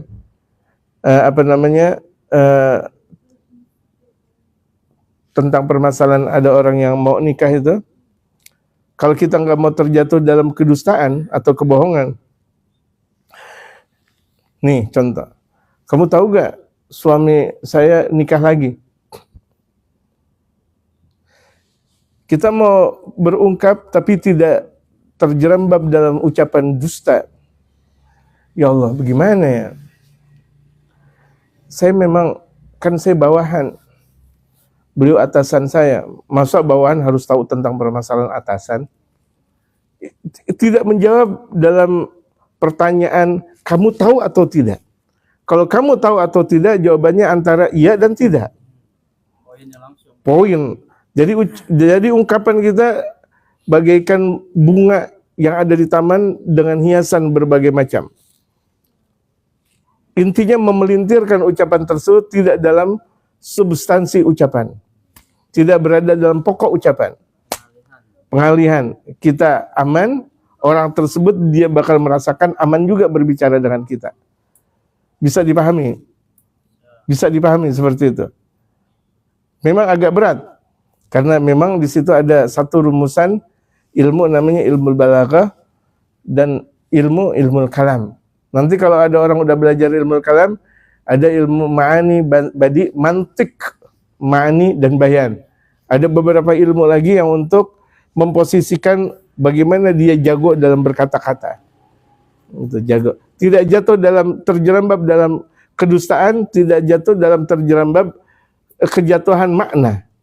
Tetap dia berada dalam wacana itu juga. Gitu. Memang agak berat. Tapi kalau misalnya kita terlatih dalam berzikir kepada Allah Subhanahu wa taala, fa insyaallah Allah yang bakal menyelamatkan ucapan kita. Itu yang paling gampang. Kalau kita sudah terlatih zikir, lisan kita terlatih zikir baca Quran, itu terlatih juga kita tidak bakal berucap yang tidak benar dengan sendirinya. Ketika kita menjaga hukumnya Allah, Allah bakal menjaga hukum kita, dan itu hukumnya mutlak. Siapa yang menjaga hukumnya Allah, kita bakal dijaga oleh Allah, mutlak namanya. Gak usah khawatir. Andai kan tuh kita belum belajar ilmu yang telah tadi kita sebutkan tadi, fa insyaallah bakal terjaga. Insyaallah. Amin. Gitu, amin. Karena jawaban secara literalnya itu agak susah. Secara linear ucapan ini agak susah. Jadi bumbunya. Jadi belajarlah tentang bumbu-bumbu ucapan. Nah, dan itu tidak bisa kecuali harus belajar. Insya Allah kita punya waktu banyak. Ada kemudahan kita bisa belajar, entah itu lewat siaran langsung atau kajian-kajian yang lain. Insya Allah Allah permudah kalau kita punya niat. Amin. Insya Allah. Wallahu a'lam. Agak susah dijawab. Tapi kalau yang lisan terjaga, dia bakal dijaga oleh Allah Subhanahu wa taala. Orang yang udah biasa enggak mau berantem, Allah arahkan dia enggak bakal berantem. Padahal tetangganya sendiri atau orang terdekatnya berantem melulu. Tapi dia emang udah niat enggak bakal mau berantem. Ya Allah kasih kehidupannya enggak berantem. Padahal temannya ahli berantem. Bisa seperti itu? Iya, karena kekuatan hatinya enggak mau berantem. Akhirnya Allah tentukan dia enggak berantem. Gitu. Bisa paham jemaah? Ada orang berangkat haji, yang dia lihat pelacur. Sementara ada orang berangkat ke Amerika yang dia lihat lama.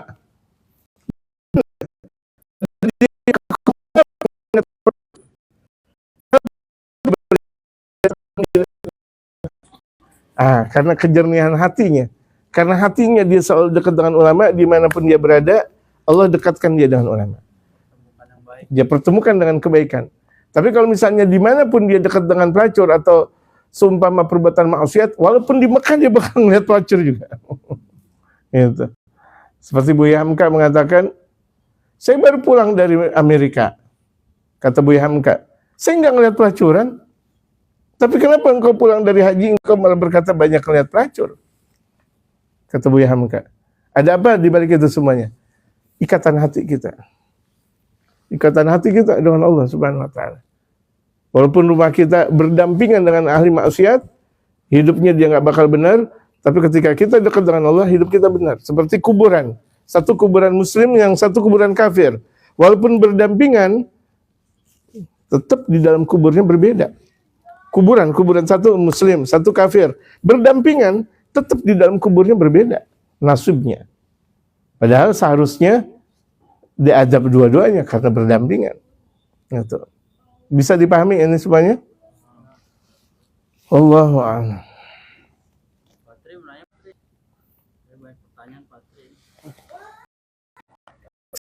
Laki atau perempuan, mereka nikah. Kalau mereka nikah sah nggak ada masalah. Ketika mereka nikah nggak ada masalah.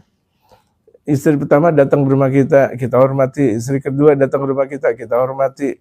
Istri ketiga, keempat datang ke rumah kita, kita hormati. Nggak ada RL 8, 4. Nggak boleh lebih dari 5, nggak boleh lebih dari 4. Gitu. Jadi tugas kita bahwa dia adalah muslimah, kita menghormati. Nggak ada orang yang mau dimadu, nggak ada. Nggak ada orang yang mau menjadi istri kedua, nggak ada orang mau jadi istri ketiga, nggak ada orang yang mau menjadi istri keempat. Itu semuanya berada dalam takdir Allah Subhanahu wa taala. Jadi orang menjadi istri pertama, kedua, ketiga, keempat, intinya takdir dari Allah. Bukan kemauan dia mau menjadi istri kedua atau mau menghancurkan rumah tangga orang pertama, harus saya menjadi istri kedua, enggak. Itu semuanya takdir yang datang dari Allah. Berapa banyak nih perempuan, pokoknya saya harus menjadi istri pertama, enggak ada kedua, tahu-taunya berubah takdir.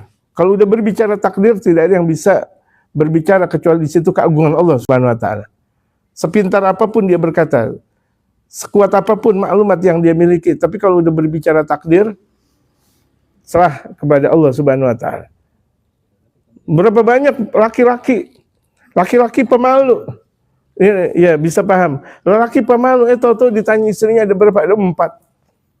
Ada laki-laki kayak ayam jago. Kalau sama perempuan, nedeng melulu. Jangankan satu, mau kawin pertama aja nggak bisa-bisa.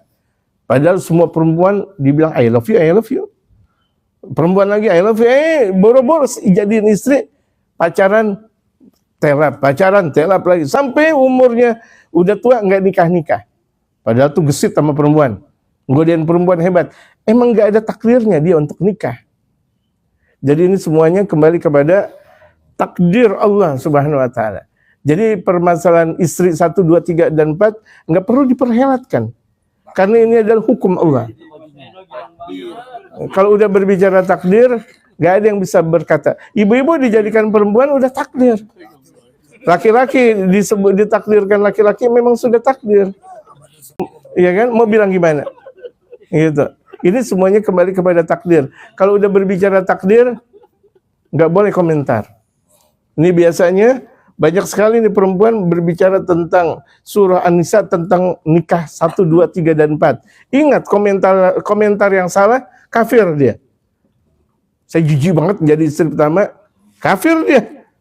Allah bilang, kalau mampu silakan 2, 3, 4. Nah loh, nggak ada kata-kata jijik.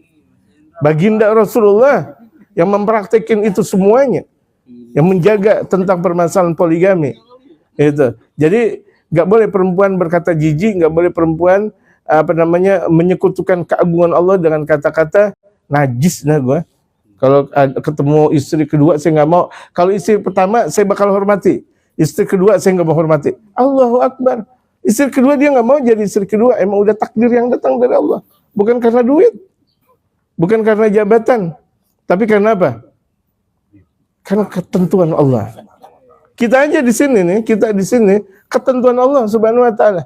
Ada di antara kita kemarin kita udah siap-siap ngaji, tetap sekarang nggak ngaji, padahal udah siap. Ya kan, waktu kemarin udah siap-siap, tahu-tahu nggak datang. Ke Tasikmalaya atau Garut kan? Iya. Oh iya, satu Sunda dah. Oh, gitu. Padahal udah siap-siap kan? Masya Allah. Takdir mau bilang gimana? Pahalanya dapat. Kalau mau bilang takdir mau bilang gimana? Semuanya keagungan Allah Subhanahu wa taala.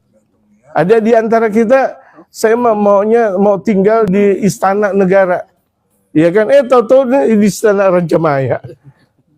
Ini takdir Allah Subhanahu wa taala. Maunya kita di istana negara, minimal istana Bogor atau istana Cipanas gitu. Ngapa jadi di Raja Maya? Ketentuan Allah. Jadi kalau udah bicara takdir, pasrah, sabar, syukur di situ. Inti Islam di situ. Kan iman yang paling terakhir iman apa? Beriman kepada apa? Qadha dan qadar. Beriman, rukun iman yang keenam apa? Qadar dan qadar. Kalau nggak percaya apa? Kafir, musyrik. Tapi jangan segala-galanya dibilang takdir. Ah, itu namanya modus. Nah, takdir disalahin.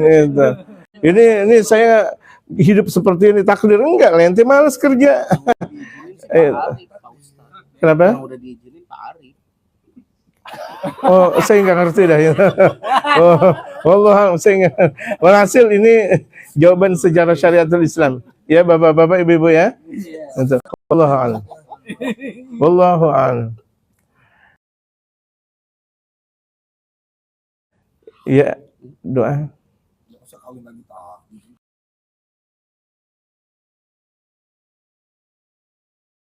La bidzikrillahi tatma'innul qulub. La ilaha illallah Muhammadur Rasulullah.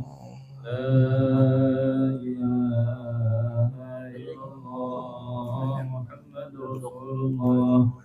La ilaha illallah Muhammadur Rasulullah.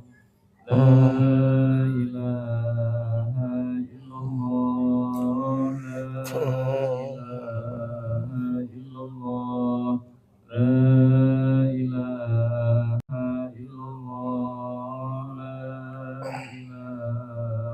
illallah. La ilaha illallah. La ilaha illallah.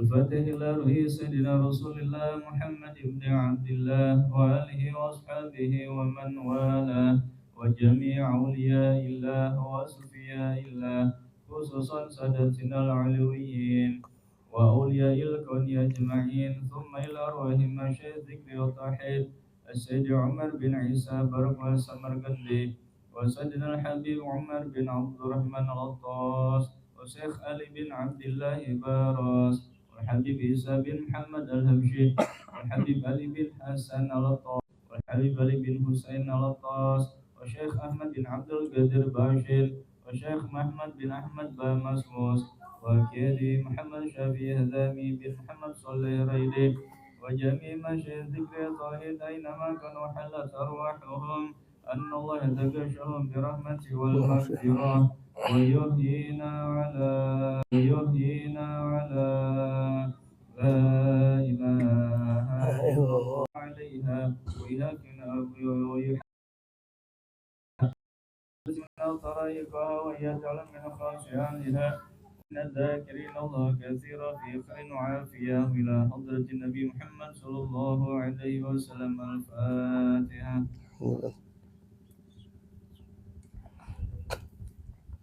Kita baca surat Al-Fatihah untuk Ibu Meta, istri Bapak Fani. Sakit apa? Oh, di rumah sakit? Oh, di rumah. Kebun jeruk. Oh, sehat walafiat Allah insyaAllah. Sahnya sunnah. Tak binti Marhum Haji Alfan. Sahnya sunnah ru'al. Tolak umrah li ta'atika. Li ta'ati Nabi Mustafa Muhammad.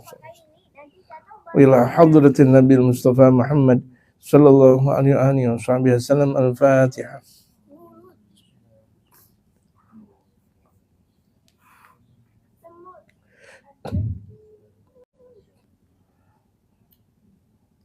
Untuk Sahibul Bait, Bapak Fani dan keluarga, saya maaf, saya puasa. Jadi saya tidak menyentuh dan minuman. Jamaah jangan belaga-belaga.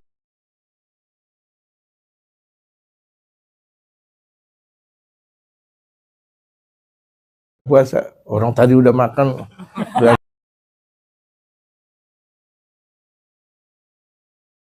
nggak puasa. Makanya saya liatin aja, alhamdulillah udah yang pada makan jangan belagak-belagak puasa. Makan nanti. Jangan, wah saya ngormatin apa orang udah makan. Udah. Bang Jack, makan aja, nggak usah pakai malu-malu. Bukan bohong ini, orang udah makan. Salah pemahaman seperti itu. Ya ini saya puasa jadi nanggungin udah sampai Arafah insya Allah. Dan ini diantara tirakatan saya, bukan cuma sekadar puasa saja, tapi arti ada makna yang terkandung di situ, ada makna tirakatan. Jadi itu yang membuat saya tidak bisa untuk berbuka. Gitu. Enaknya sih